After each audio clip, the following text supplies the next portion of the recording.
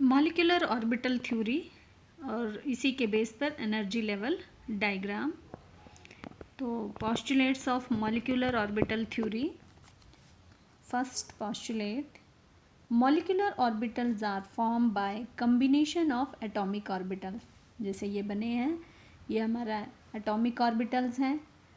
Atomic orbital मिलकर क्या बनाएंगे? Molecular orbital. ये क्या है? दोनों मॉलिक्यूलर ऑर्बिटल और ये क्या है? Atomic orbitals. फिर बोलता है molecular orbitals are polycentric depending upon number of combining orbitals. Molecular orbitals polycentric in nature होते हैं, डिपेंडिंग अपॉन एटॉमिक ऑर्बिटल्स। कितने एटॉमिक ऑर्बिटल कंबाइंड हुए? दो एटॉमिक ऑर्बिटल अगर कंबाइंड होते हैं, मान लीजिए ये देखो हमने हाइड्रोजन का एग्जांपल लिया है, ये हाइड्रोजन का एक एटम, ये दूसरा एटम। तो दो एटॉमिक ऑर्बिटल जब आपस में कंबाइंड होंगे तो दो ही मॉलिक्यूलर ऑर्बिटल बनेंगे। ये देखिए, ये और ये दो मॉलिक्यूलर ऑर्बिटल बनेंगे, एक बॉन्डिंग दूसरा एंटी बॉन्डिंग। जैसे ये आपका सिग्मा बॉन्ड पर शो कर रहा है तो आपने 1s ये सिग्मा साइन लगाया, और इसके लिए हम ये स्टार लगाएंगे, ये सिग्मा एंटी बॉन्डिंग करके करेंगे।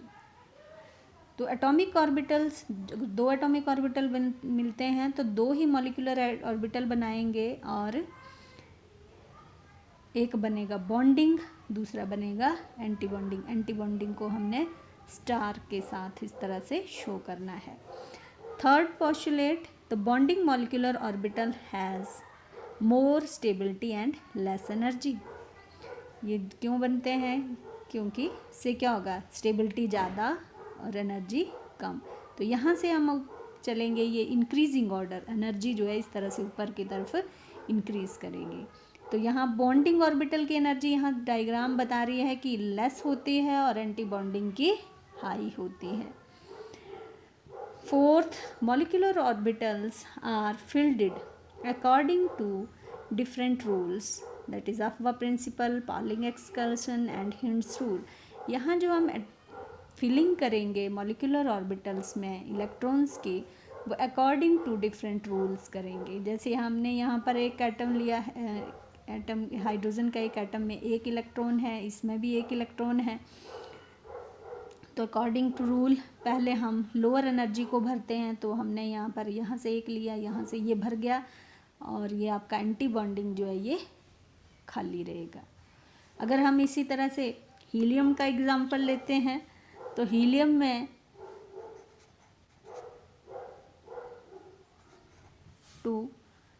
हीलियम 2 यानी कि हीलियम का एक एटम, इसमें कितने इलेक्ट्रॉन होंगे? 2। यहाँ पर भी 2 इलेक्ट्रॉन। जो पहले ही हम बॉन्डिंग में जाएंगे, बच गए दो उसको हम एंटी बॉन्डिंग में फिल करेंगे। तो बॉन्डिंग और एंटी बॉन्डिंग में यहाँ पर दोनों में ही 2 इलेक्ट्रॉन आ गए। अब हम इस तरह से ऑर्बिटल पिक्चर्स जो एनर्जी लेवल डायग्राम है उनकी देखते हैं।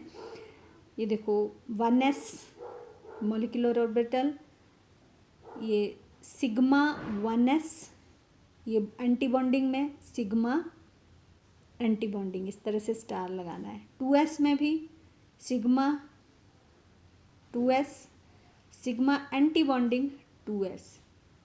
इसी तरह से p में भी इस तरह से डायग्राम बनेगी हमारी। तो इसमें हमारा पाई 2px, पाई 2py, ऊपर लेना है हमने सिग्मा 2pz। इसका मतलब इनकी एनर्जी लो है और सिग्मा 2pz की एनर्जी कंपैरेटिवली हाई है, और एंटी बॉन्डिंग की तो हाई होती है। तो इनको भी इस तरह से पाई एंटी बॉन्डिंग 2px, पाई एंटी बॉन्डिंग 2py और sigma anti bonding 2pz electron आएगा। अब मान लीजिए मैं कार्बन को ही ले लेती हूँ C2। तो कार्बन में 1s2, 2s2, 2p2 लिखते हैं। तो s में यहाँ पर आएंगे 2 इलेक्ट्रॉन, ये बॉन्डिंग में चले गए, ये एंटी बॉन्डिंग में चले गए।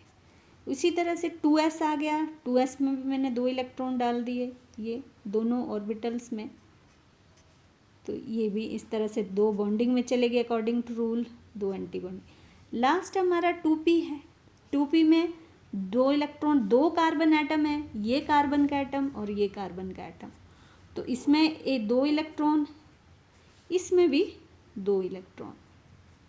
अब फिलिंग कैसे करनी, लोअर एनर्जी को लेना है, पर उसमें भी अकॉर्डिंग टू रूल पहले सिंगली भरने हैं इस तरह से 2। अब ये जो है यहाँ लेना हमने और फिर पेयरिंग करनी है इस तरह से।